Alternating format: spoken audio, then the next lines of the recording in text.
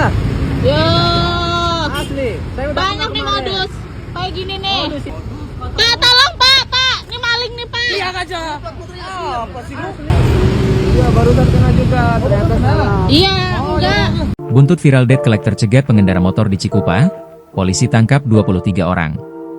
Polresta Tangerang menangkap 23 orang yang diduga mata elang, matel, atau debt collector setelah viral video aksi pencegatan pengendara motor di Jalan Raya Serang, Kecamatan Cikupa, Kamis, 11 September 2025.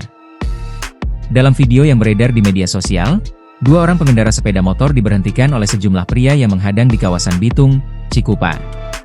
Keduanya dituding menggunakan plat nomor kendaraan yang tidak sesuai dan sempat menanyakan dokumen kendaraan tersebut.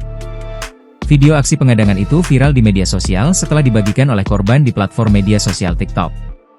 Kapolresta Tangerang Kombes Pol Andi Muhammad Indra Waspada mengatakan, pihaknya langsung bergerak setelah video itu ramai di media sosial.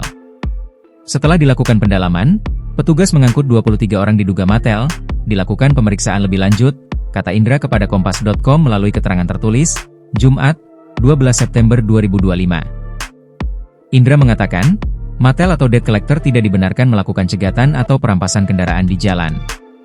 Menurut dia, ada aturan hukum yang mengatur mekanisme penarikan kendaraan.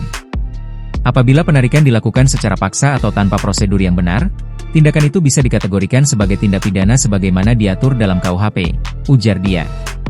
Indra menambahkan, debt collector yang hendak menarik kendaraan secara resmi juga wajib bernaung di badan hukum resmi, memiliki izin, serta memegang sertifikat profesi penagihan. Selain itu, penarikan kendaraan hanya bisa dilakukan oleh pegawai perusahaan pembiayaan atau pegawai alih daya dengan surat tugas resmi. Dia menegaskan, segala bentuk intimidasi dan kekerasan oleh debt collector tidak dibenarkan. Kami imbau kepada debt collector untuk melakukan tugas sesuai prosedur. Jika tidak, apalagi dengan kekerasan, kami akan tindak, kata Indra Waspada. Namun, dia juga mengingatkan debitur yang menunggak agar menunjukkan iktikat baik dalam menyelesaikan kewajiban. Download Tribun X sekarang, menghadirkan lokal menjadi Indonesia.